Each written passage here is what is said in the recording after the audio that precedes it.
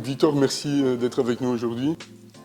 Tu as une carrière militaire en tant que parachutiste, tireur d'élite de l'armée portugaise et puis policier dans la garde nationale républicaine.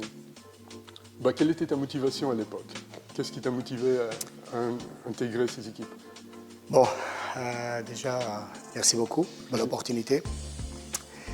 À l'époque, en fait, j'avais mon tonton qui restait policier. Et en fait, j'ai toujours cette partie de moi d'aider un petit peu les gens. Et je voulais rester policier et entrer dedans de l'armée. Parce qu'en fait, je voyais comme l'armée parachutiste à l'époque, je le voyais un petit peu comme quelque chose de magique, de très beau. J'ai toujours rêvé d'avoir un camouflage et voilà, c'est ça que ça m'a ramené à faire un petit peu ce chemin.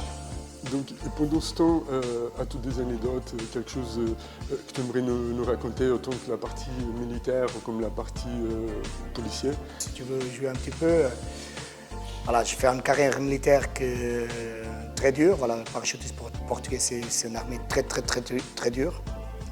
Instruction dure, combat facile, ça c'est notre lemme.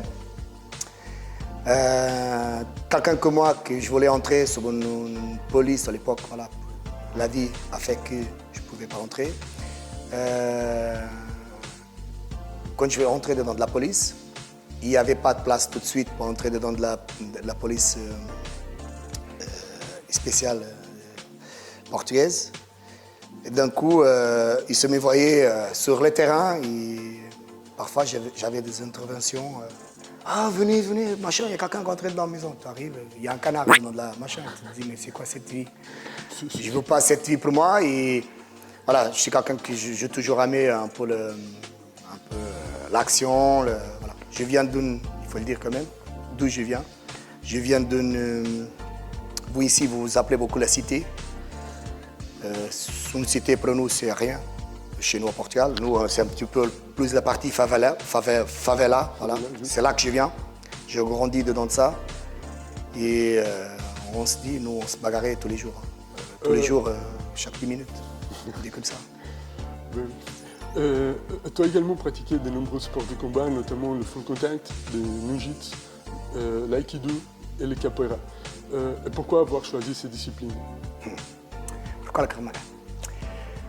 Bon, moi je crois que tous on cherche un petit peu le sport, quelqu'un comme moi ou quelqu'un même toi, quand on entre dedans d'un sport de combat, on cherche toujours quelque chose qui nous accroche. Et au début, c'est un petit peu comme ça. J'ai commencé sur la base de full contact, parce qu'en fait, voilà, il y avait beaucoup d'impact, il y avait beaucoup de contacts. Et moi, comme j'ai resté toujours dedans de ma vie un bagarreur, je voulais me bagarrer et tout. Et j'ai essayé plusieurs sports qui sont fascinés et que je restais passionné. Comme il faut contact, je fais des combats, machin, tout, j'ai 26 combats, 16 pour KO. Moi, j'ai dit toujours, ça, c'est un peu l'expérience qui a fait que. À un moment donné, j'ai connu le Krav Maga en France. Avec, à l'époque, les gens ils faisaient uniquement avec les forces spéciales. Et les civils, ils n'avaient pas encore droit. Et moi, j'ai commencé à faire le Krav Maga avec un monsieur en France, un groupe, dans une boîte de nuit et tout. J'ai vu un mec qui se frappait, putain, ça faisait bam bam. Et ça m'a impressionné, l'efficacité qu'elle avait. Je dis, mais c'est quoi ça? Bon. Je m'entraînais avec eux et c'est vrai qu'il y a quelque chose qui m'a dit, c'est ça que je veux. Et après, voilà, je suis venu en Suisse, ici, et j'ai cherché à rester dans le milieu. J'ai essayé avec un autre monsieur très connu ici à Genève, monsieur Kadouche. Ça, voilà, c'est un monsieur, on a fait un jour, 2 jours ensemble. Et après, ça ne m'a pas plu. Et j'ai commencé avec un monsieur qui s'appelle Elizer, qui est en école à Nyon. C'est mon ancien maître, que je travaillais dedans avec lui 5 ans. Et je travaillais pour ma graduation à ceinture noire. Tu as un parcours quand même assez impressionnant dans le free fight avec 28 combats, donc 13 victoires. C'est ce que j'ai réussi à voir dans l'internet, enfin c'est éminemment dans ton site. Quel est le combat qui t'a plus marqué? Il y a un combat dans celui-là qui t'a plus marqué, que c'était plus difficile ou que c'était un partenaire qui était plus aguerri, ou que c'était un ami? Il y a un combat à l'époque, moi je cherchais toujours un petit peu. J'ai resté très fort, j'avais beaucoup de force sur les jambes, j'avais pas beaucoup d'efficacité sur les mains. Je savais me battre en haut, voilà, pour qu'on apprend dans la rue, mais j'ai toujours eu beaucoup de capacité de frapper avec les jambes. Et je tombais avec un mec, à l'époque, au Portugal, tout jeune encore, quand je commençais à faire mes compètes, et il avait à peu près mon gabarit. Et c'est là qu'on voit qu'en fait, il faut s'entraîner, entraîner pour progresser, qu'en fait, voilà, elle avait à peu près mon gabarit. Et j'arrivais pas à entrer dedans. Et il me tapait. Il y a un mot de moment, je pensais que voilà, il va gagner la compétition. À l'époque, mon entraîneur, il me disait, Victor, non, c'est pas qu'en bas, il faut en haut, machin et tout, tu sais. Et on a la tête dure comme un caillou, parfois. On se dit, on est dedans de notre boucle, c'est moi qui sais, c'est moi qui fais. Et on n'écoute pas les gens. Et c'est vrai que j'ai gagné mes limites. Et à partir de là, en fait, ça m'a fait un clic. Il faut que je change ma mentalité. Il faut rester un petit peu complet. Parfois, on croit qu'on est très bon à faire quelque chose, que pas du tout. Chacun a sa capacité. Il faut toucher un petit peu à tout. Il faut écouter vraiment les anciens. Qu'on se dit toujours, on a tous un petit peu cette mentalité de dire ah non, le mec il parle mais il connaît rien. Et aujourd'hui, c'est vraiment, je me vois dedans d'une autre position que je dis, c'est vrai que lui, il avait raison. Alors moi, j'aimerais rentrer un peu plus dans le Krav Maga. Et concernant cela, pour les gens qui ne connaissent pas le Krav Maga, comment est-ce que tu décris le Krav Maga? C'est quoi le Krav Maga? Bon, on écoute tellement de choses. Il n'y a pas mieux, il n'y a pas pire. À l'époque, quand j'ai connu Krav Maga, j'ai entré dedans de la fédération d'Alain Cohen et que je représente avec beaucoup de fierté. C'est quoi vraiment la différence? C'est que on va déjà sur une ligne que Amy allait laisser. Alain, c'est quelqu'un de très correct, qui travaille vraiment sur une ligne droite et c'est ça que ça m'a plu à l'époque. Et son système de travailler, c'est ça vraiment qui m'a fait accrocher à l'époque. On a un système très droit, très dur à passer. Vous avez l'examen à demain, 5 heures, 6 heures d'examen par quelques-uns. En fait, le Krav Maga, c'est quoi la grande différence entre tout le reste que j'ai pratiqué? C'est que c'est l'efficacité. Ça veut dire que quelqu'un qui le pratique avec le cœur et qui a vraiment envie de comprendre, je veux ça, au bout de 2-3 mois, il arrive à se débarrasser d'une personne en 2-3 secondes. Pourquoi? Parce qu'on n'a pas de règles. C'est bien d'essayer. Krav Maga, c'est combat approché. Amy, à l'époque, qu'elle a fait, c'est très simple. Elle a une base de boxe, luto-gréco-romaine. Il va chercher un petit peu, avec Rafi, voilà. Ils vont chercher un petit peu à droite, à gauche. Ils font un mélange d'arts martiaux. Ils mélangent tout ça. Ils disent, on élève les règles. Paf. Et c'est ça le but, la grande différence de Krav Maga. C'est qu'on n'a pas de règles. On a droit à mort, on a droit, désolé, mais voilà, on a droit de taper sur les parties, on a droit de casser, on a droit de mettre les mains sur les yeux.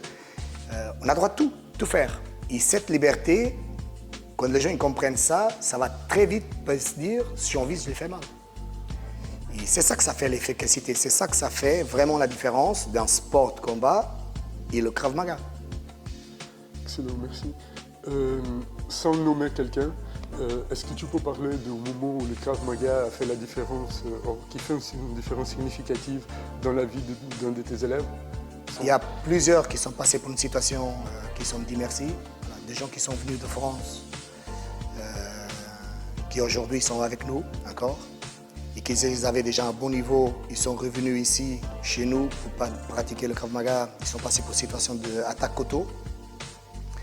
Et qui se sont dit, waouh, ça marche. Voilà, ça c'est vraiment, c'est la fierté de chaque instructeur, je pense, que tu arrives, ton élève arrive ici, il te raconte une histoire, et je passais pour cette situation bam, j'entrais ça, je fais ça, et tu dis, waouh, tu vois, ça marche. C'est impressionnant, merci Victor, tu vois. Ça, il n'y a pas l'argent qui paye. C'est vraiment unique quand tu vois que toi, tu enseignes, que ça marche vraiment une vie réelle. Et ça, c'est unique. Et après, il y a la partie autoconfiance que tu prends en toi-même et que ça te fait avancer dans la vie. Et ça, c'est vraiment c'est important. Quels sont les avantages de pratiquer le Krav Maga et à qui s'adresse cette discipline? Bon, le Krav Maga, ça s'adresse à...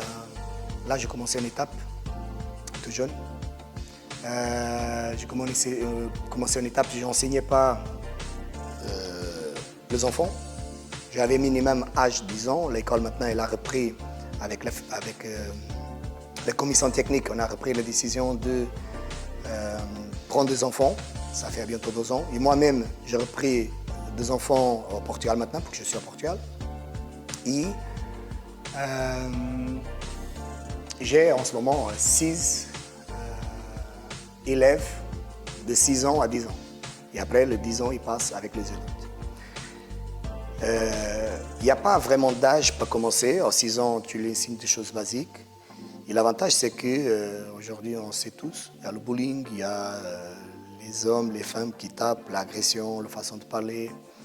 Et c'est vrai que quand les gens ils viennent, ils font du Krav Maga, il y a du Krav Maga dans l'art de sport, mais moi je parle vraiment sur la base de Krav Maga, que je vois que ça fait vraiment sur les gens. C'est ça en fait, c'est que les gens ils comprennent très vite que je peux faire quelque chose. J'ai rien contre, mais il y a beaucoup de sports qu'il faut 2 ans, 3 ans, 4 ans, 5 ans pour arriver à un très bon niveau. Et le Krav Maga, on a cet avantage de peut-être de faire 3 mois, 4 mois, et au bout de 3-4 mois, on arrive à faire quelque chose. Et ça, c'est vraiment, voilà, c'est très riche. Est-ce qu'il faut des qualités physiques ou mentales pour pratiquer le Krav Maga ou c'est accessible à tout le monde? Moi j'ai dit à l'époque, tu m'as écouté déjà parler de ça, mais à l'époque, moi je posais un pied sur la tête. Aujourd'hui, je pose le pied sur la tibia, c'est plus simple. À l'époque, j'avais l'agilité de monter le pied et le mettre sur la tête. C'est pas que j'ai pas, mais je suis un peu plus, on dit comment? C'est plus malin, plus expérimenté. Enfin, on va dire comme ça. C'est sûr qu'il y a des étapes partout, pour tout. Et pas besoin d'âge, pas besoin de... Voilà. Il faut rester vraiment, pas avoir un corps physique bien taillé, bien machin, non. C'est fait pour tout le monde, vraiment. Il faut pas monter le pied sur la tête pour rester un ninja, pour faire de pirouettes, de machin, non. Humble. Travailler mécaniquement le plus simple possible, de façon qu'il s'adapte à tout le monde, parce qu'on n'a pas tous la même mécanique. Et ça, c'est le plus important. Pour les gens qui ne connaissent pas, comment se déroule un cours de Krav Maga généralement? Un cours de Krav Maga? Pour les gens qui ne connaissent pas et qui ont envie de venir En fait, un cours de Krav Maga, début, ça part sur un chauffement. Après, il y a 3 techniques. D'habitude, on travaille toujours 3 techniques. Je montre, explosif, je la détaille et on a pratique.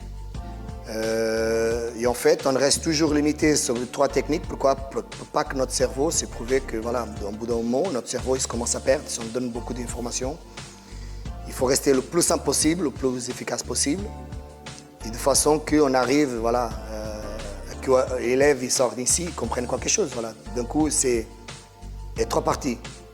Explosif, l'élève il voit, il dit waouh, c'est impressionnant. Tu prends le temps, tu expliques les techniques, tu détailles les techniques au long, et après tu le fais travailler. Voilà. Et comment est-ce que tu adaptes tes cours au niveau de tes élèves? Parce que pas tout le monde a le même niveau, donc du coup, il y a sûrement une manière d'adapter. Tu l'adaptes par rapport à... Ça dépend beaucoup, techniquement, mécaniquement. J'ai des élèves qui ont commencé avec moi qui n'avaient pas la capacité de bouger de la main. Et le gros, il faisait à peu près 110, 120 kilos. J'ai des élèves qu'aujourd'hui, tu connais quelques-uns, un minimum, qui avaient la capacité, le cerveau il va très vite et le corps il ne suit pas. maladie, voilà, chacun un petit peu mécaniquement, voilà. Il faut s'adapter, il faut donner beaucoup, il faut prendre de temps, il faut travailler avec, il faut pas dire c'est très simple. Moi je dis toujours c'est très simple. L'élève il entre sur cette porte. Moi je prends l'argent, ouais c'est bon, il y a encore un élève, c'est parti.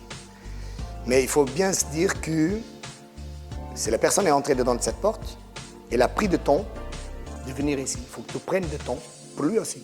En fait, qu'il faut que tu viens, tu prends du temps, tu discutes avec lui, tu lui expliques. Même s'ils ne sont pas capables ou qu'ils ne sont pas physiquement ou psychologiquement préparés, il faut que tu prennes le temps de lui expliquer les choses, de passer le temps avec lui.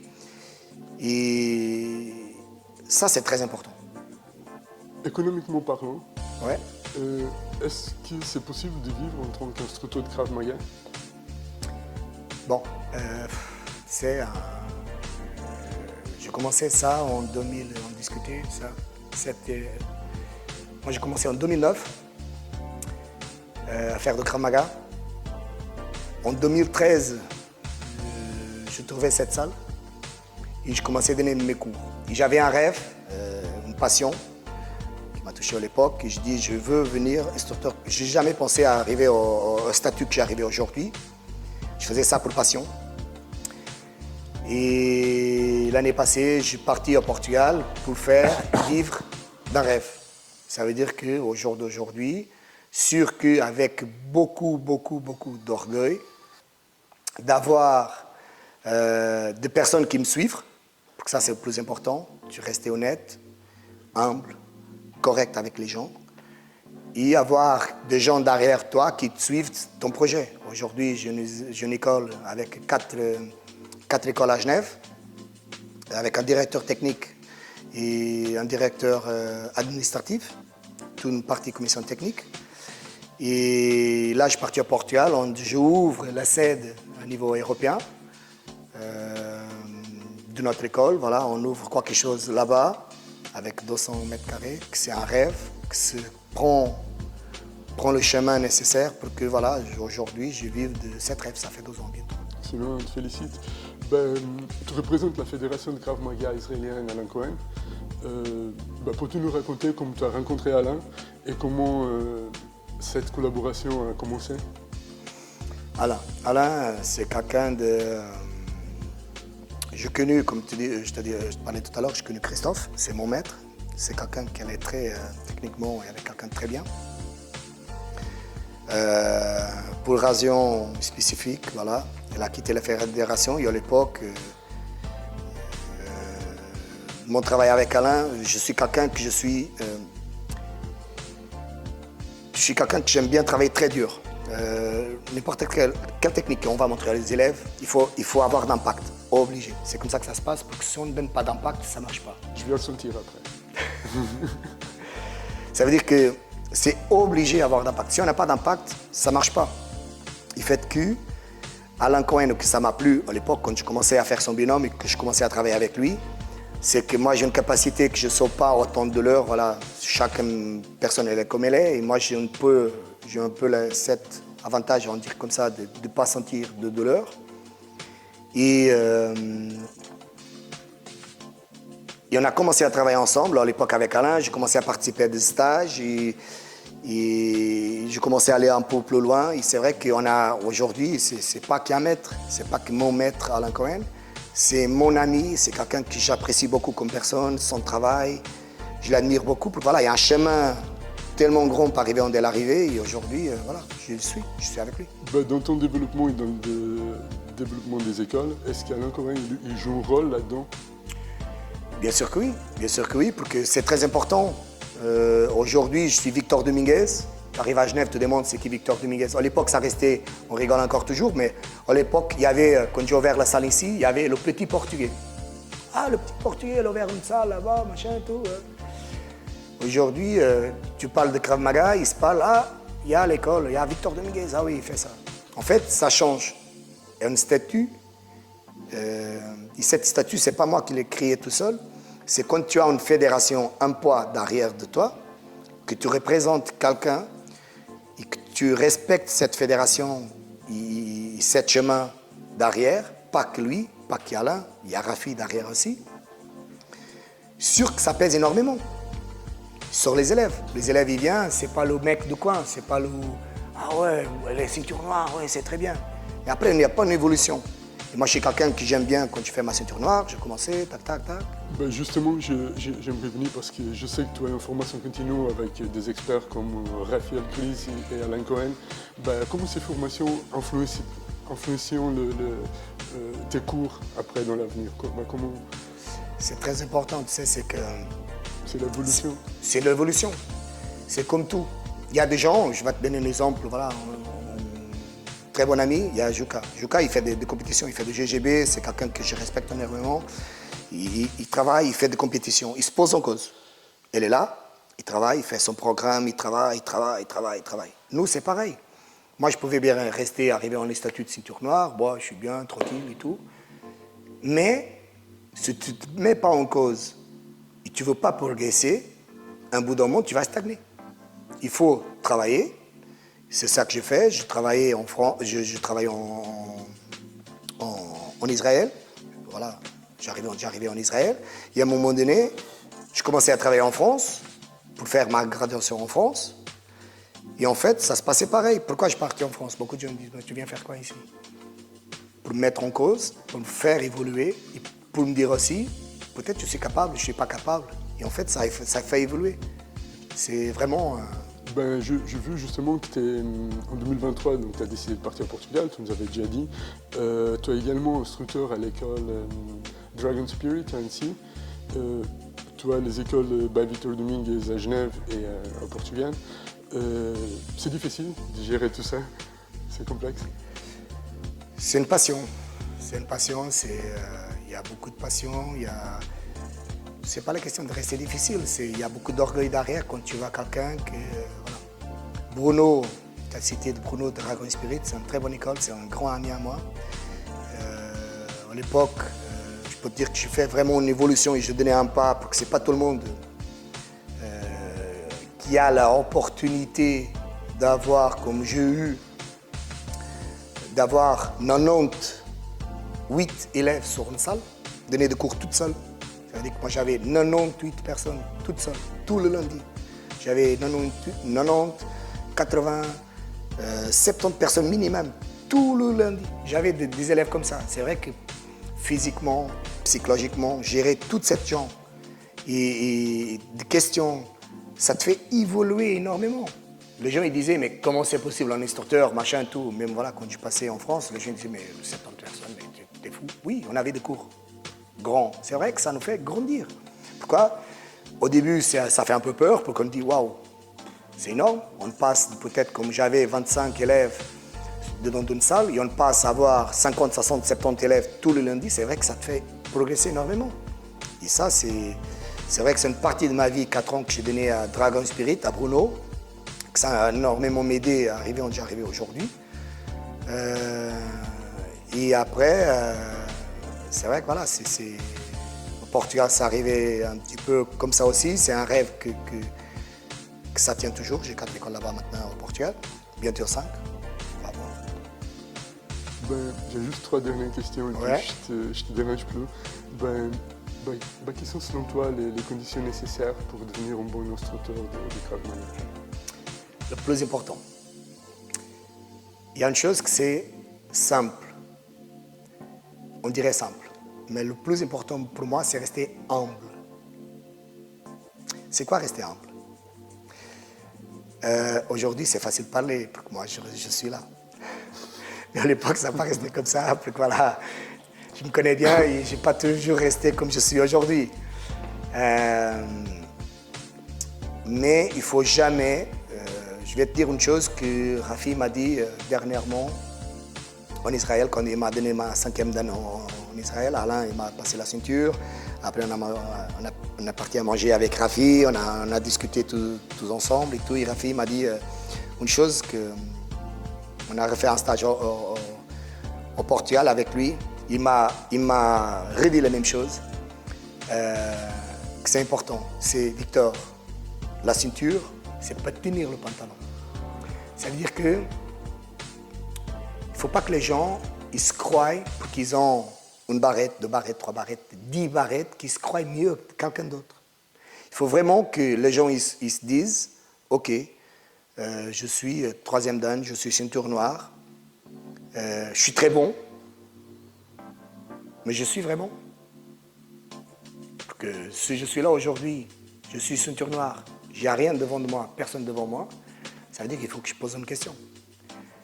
Ça veut dire qu'un bon instructeur, il ne fait pas de bons élèves, mais de bons élèves, il fait un bon instructeur. Ça veut dire que c'est un ensemble qui fait que ça fait la différence. Et pour ça, il faut que tu restes humble, pour que tes élèves ils comprennent ça, ils repassent ça à d'autres élèves qui viennent, et les autres ils vont venir, ils vont se dire « Waouh, c'est une très bonne école, il y a une très bonne ambiance, il n'y a pas de rivalité, on est là, on est bien reçu, on est à la maison, on va s'amuser. » Et ça fait la différence. Si une école il reste humble, on est différent, mais on reste sur notre. Et à propos des écoles, comment se développent à l'heure actuelle tes écoles en Suisse et au Portugal et quels sont les objectifs pour l'avenir? L'avenir. Voilà, l'avenir c'est très simple. Aujourd'hui, on a la chance d'avoir 4 écoles en Suisse, à Genève. C'est un projet un petit peu que ça arrivait comme ça. J'ai commencé avec 1, 2, 3 et les gens me demandaient « Ah, viens ici, ah, viens ici ». Ça a commencé un petit peu comme ça. Et aujourd'hui, j'ai la grande chance d'avoir un petit peu Roméo, mon bras droit, mon directeur technique. Et après, j'ai Alberto, qui est ma commission technique. Et 2 ou 3 personnes qui sont derrière, qui font un travail de fou et que j'ai confiance à 200% pour gérer toute cette partie de l'école. Que ça me donne la possibilité et la liberté de pouvoir avoir mon projet au Portugal. Si tu n'as pas quelqu'un comme ça derrière toi, sûr que tu n'arrives pas. C'est très difficile à gérer. On est à peu près aujourd'hui 110 personnes. Ça veut dire quand même on est en petite école. On est quand même une belle école. Voilà, et juste pour conclure, comment est-ce que tu vois l'évolution du Krav Maga en Suisse et au Portugal dans les prochaines années et quel rôle est-ce que tu aimerais jouer là-dedans? Au Portugal, on est en train de faire un très bon projet. Au Portugal, le Krav Maga n'est pas considéré un sport, un petit peu comme ça se passait un petit peu en France à l'époque. Et aujourd'hui, ça s'est bien développé et aujourd'hui, c'est quelque chose de très concret. Ils font un très bon travail en France. De plus en plus, ils sont sur le bon chemin. Au Portugal, c'est une lutte, c'est très difficile. Il y a un nom, une référence. Ça s'appelle Paulo Pereira. Ça fait un petit peu le chemin que moi j'ai fait ici en Suisse, lui il a fait au Portugal. Voilà, c'est un élève à Douieb, le bras droit à Douieb. Et c'est vrai qu'on est en train d'essayer de faire et valider sur le IPDJ, qui est le sport jeunesse, au Portugal comme un sport. En Suisse, c'est un peu compliqué. Aujourd'hui, Krav Maga, ce n'est pas considéré un sport. Je pense que c'est une lutte que c'est très difficile de faire avec l'État et c'est pas qu'ils ne sont pas contactés, ils ne sont pas entrés en contact avec nous. Ils nous aident, on a une association, on a des tas de choses qu'on fait avec eux. Mais c'est une lutte vraiment très difficile. Voilà. Et d'un coup, il y a des gens qui profitent du système. Et ils se disent instructeurs de Krav Maga, de machin, de lutte. Et ça existe un petit peu comme partout, tous les arts martiaux. Mais l'objectif, le but, c'est vraiment qu'on montre que, voilà, qu'on est là, que Krav Maga, c'est pas uniquement l'expression que les gens disent, le Krav Maga, c'est pas tuer, pas casser, pas faire ça. Non, il n'y a pas que ça. Il y a une partie, c'est la défense, auto-estime, que les gens ils se sentent bien et qui fait une évolution. Voilà, ça, c'est un petit peu la base de Krav Maga. Victor, merci beaucoup d'avoir partagé ta passion et ton expertise avec nous. Tes conseils seront précieux pour la jeunesse et pour les nouveaux élèves. Je te remercie énormément d'avoir pris le temps de nous avoir fait cette interview. Merci beaucoup. De rien, ça fait beaucoup de plaisir. Merci. Bonne base. Il y a 3 attaques auto qui en travaillent toujours, qui ça se montre en Israël en ce moment. Chaque fédération a un petit peu sa base. Ça, c'est vraiment la partie israélienne qu'on travaille. Ça veut dire que attaque de haut en bas, d'en bas en haut, il y a le pic. Je travaille. Ok? Donc on va travailler très simple. On va commencer, tu prends le couteau de haut en bas. Et on va travailler une base simple. Je te montre, comme on a parlé tout à l'heure. Il y a 3 parties. Ça veut dire que je travaille explosif. Tac, je te le montre. Et après, je te détaille, comme ça, tu peux voir et expliquer, que tu comprennes un petit peu, que tu sortes ici à la fin. Ok? Ok. Je Je joue. Quand tu veux.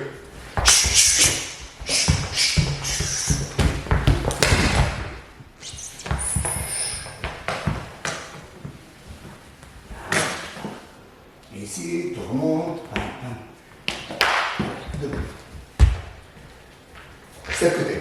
Bon, le simple ici, première chose à faire. Ça, vous allez voir. Okay. Quand le couteau il vient de l'autre en bas, normalement, si tu fais ça, ça veut dire que bam, tu vas arrêter le couteau et tu viens de l'autre en bas, ça plante. C'est très dangereux. Il faut qu'on dise qu'on sort toujours sur la ligne. Quand il vient ici, tac, je fais ça. 1. Ça, je sors. Ça veut dire que le danger est passé derrière. Je pose ma main. Bien. 1. Bam. Deuxième chose à faire, c'est la base du Krav Maga. C'est défense, attaque instantanée. Ça veut dire quand tu viens, tu viens travailler intérieur. Tu arrêtes le couteau et tu travailles, bam, frappe. Quand tu as un contact, normalement tu vas plier, tu vas faire c'est que cette main qu'elle a frappée, il vient travailler sur le coude, ici, bam, bam. Je viens, cette main elle entre ici, pour pas que tu te barres, pour pas que tu remontes, plier. Et cette main ici, tu prends sur le poignet et tu saisis. Pas que le mec essaie de tirer ta main, essaie de tirer ta main, bouge. Ça c'est le but, c'est tenir le couteau. Deuxième chose à faire, c'est qu'on va pas rester toute l'année ici. On va frapper, allonger, bam, ici.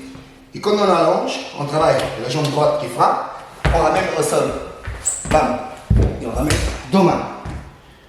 Tu plies, tu serres, bam, tu viens frapper, tu pivotes, partie militaire si tu veux, bam.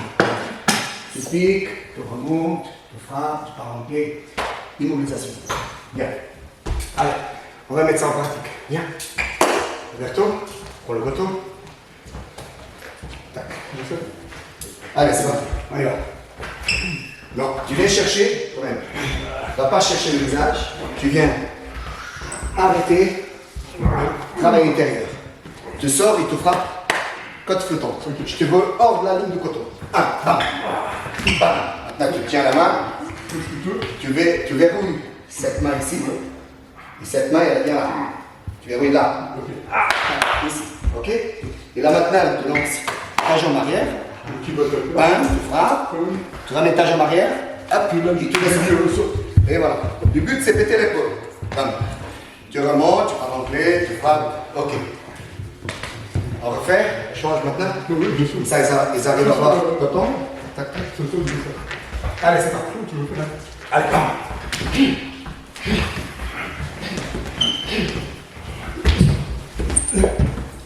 Ok. Et bon, on change.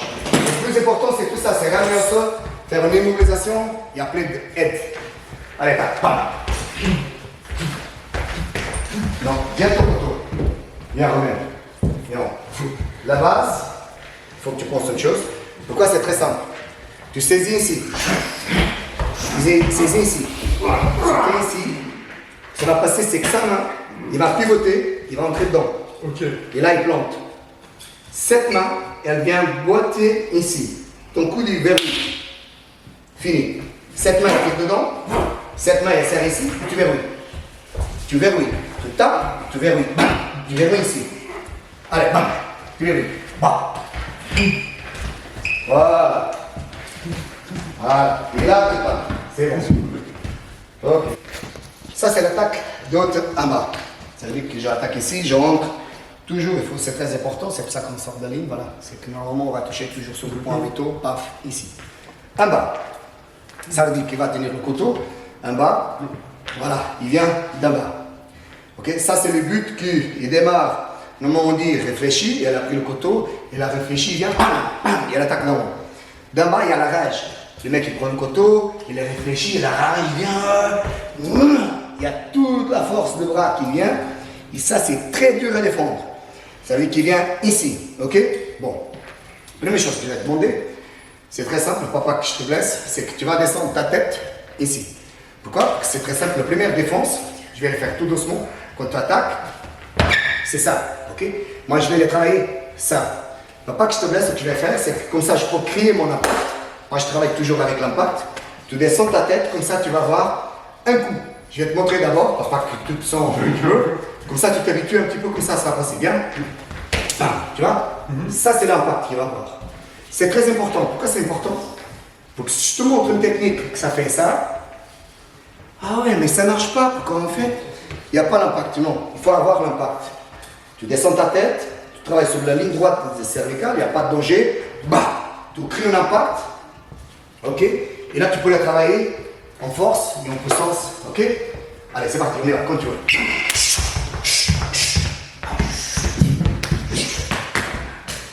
On vient, toujours sur la ligne basse, on remonte. Allez. Hein? Je t'explique. Ok. On va faire, c'est exactement la même chose. Je viens d'en bas. Quand je sors, je te le détaille, tu viens ici. Ça, c'est le premier arrêt. Si je t'arrête ici, ça veut dire que je n'ai pas la force suffisante à 90 degrés d'arrêter le couteau, il va me bloquer. Il faut que je sorte de la ligne du couteau. La sortie de la ligne du couteau, ma main il vient ici, ma jambe il se déplace. 1, bam. On revient. Deuxième chose à faire, c'est créer un impact. C'est instantané. 1, bam. Bam. Deuxième chose à faire, mécaniquement, quand tu vas taper ici, tu vas reculer. Quand tu recules, je reprends mon pas de totalité en ligne droite et je rentre sur ton bras, ton coude. Ici. Ça veut dire que je fais 1, 2. Ok?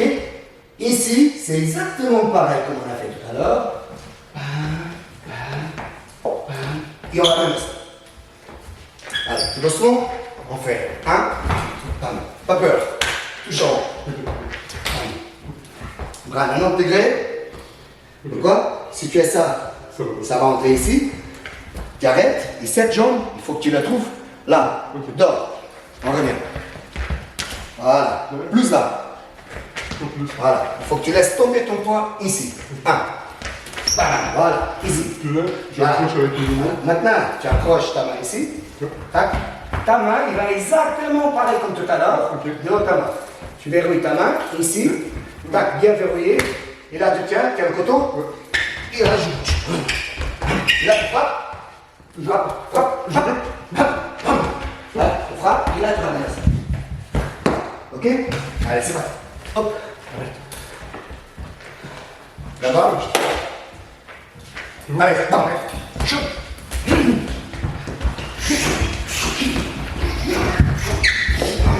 Bloc. Je reviens. Non, tu reviens, tu arrêtes. Tu arrêtes. Tu frappes. Tu rentres avec cette main et cette main vient ici. Ok? Et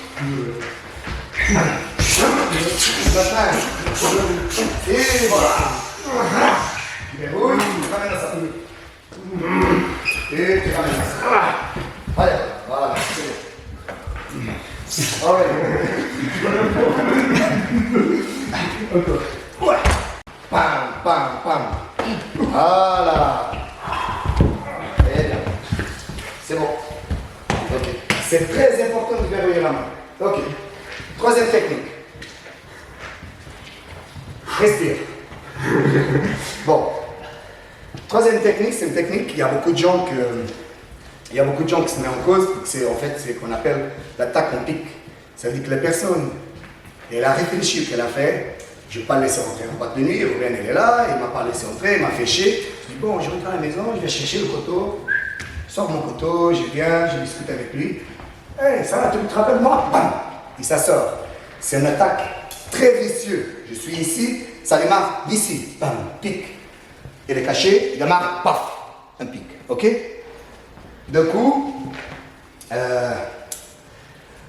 je vais te montrer d'abord, je te montre l'explosif, et après, on va faire, je te détaille. Ok?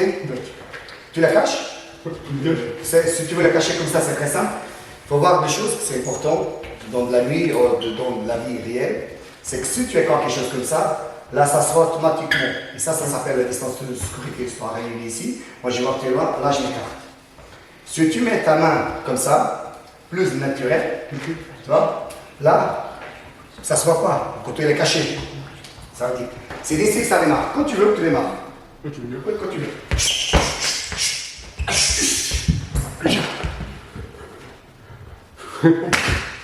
Ok, on revient. Ici, on part. Important. À quoi faire? Quand la personne est là, le couteau caché, ici, tac. Tu démarres, on attaque très vite. On va faire un petit exercice très simple. Tu essaies de toucher avec le but de la main, c'est le but de la main. Tu essaies de toucher. Pam. Touche. Pam, fort. Pam. Maintenant, tu pars naturel et pam, tu touches. Voilà. Ça, c'est le premier but. C'est que tu crées un mécanisme. Quand tu touches, touche. Touche. Touche. Touche. Ça, c'est le premier mécanisme. C'est que je vais créer avec mon corps une ligne droite. Je suis là, tu m'attaques, je crie, bam, cette ligne. Deuxième chose à faire, c'est qu'on essaie de toucher, fais-le, bam, bam, bam, ok? On va le faire tout simple. Je suis ici, je te touche, bam. Je te touche, je t'attaque, bam. Pivote bien ton talon, tac. Il faut que tu désaxes ton corps. 1, 1, plus vite, plus vite, ah la mienne, plus vite, plus vite, plus vite, plus vite, voilà, tu vois, ça touche, ça déplace, ça va toujours toucher, hein. Il n'y a pas de technique efficace à 100%, il y a 50%, ça va marcher, 50%, j'ai une réaction, ça veut dire que ça se passe bien à 60, 40, mon avantage, ça veut dire que il m'a touché, j'ai déplacé. À partir de là, je pars. Deuxième situation, tu reprends le couteau, je déplace. 1. Et cette main qu'elle est là, cette ligne, il va travailler ligne droite frappée. Je m'écarte du danger. 1. Pam. Mon bras est là quand tu recules. Ici, hop, ça va te gêner. De l'autre côté, ici, tu tapes. Pam. 1. Cette main écrit la ligne. Pam. Ici. Et quand tu essaies de reculer, ma main elle est ici. Je reprends ici. Ma jambe recule et je pivote. Je te ramène à ça. Ok? D'un coup, je t'attaque. Bam, tu cries la ligne. Et la jambe, il faut que tu restes près de moi. Pourquoi? En fait, quand tu te fais ça, défends. Moi, je vais créer un mécanisme. Mon mécanisme, c'est mécanique. Je ne vais pas rester toute la nuit ici. Ça veut dire que je pique. Je vais revenir. Ton but, c'est couper cette distance qui est là. Cette jambe, il faut que ça vienne ici. Voilà. Maintenant, cette main, il vient ici. Et cette main, elle est là. Tu ne peux pas. Moi, je n'arrive pas à reculer. Ok? Deuxième but à faire, je passe à la pied arrière. Tu vois ta jambe arrière. Et tu me ramènes à ça. Ok? De l'autre côté. Merci beaucoup. Derrière, ça fait plaisir. Merci beaucoup. Non, c'était cool. Franchement, c'était J'espère que tu reviennes. Ouais, je reviens, j'habite ici presque. Ok? Merci beaucoup, Bon, merci beaucoup. merci beaucoup. C'est un plaisir.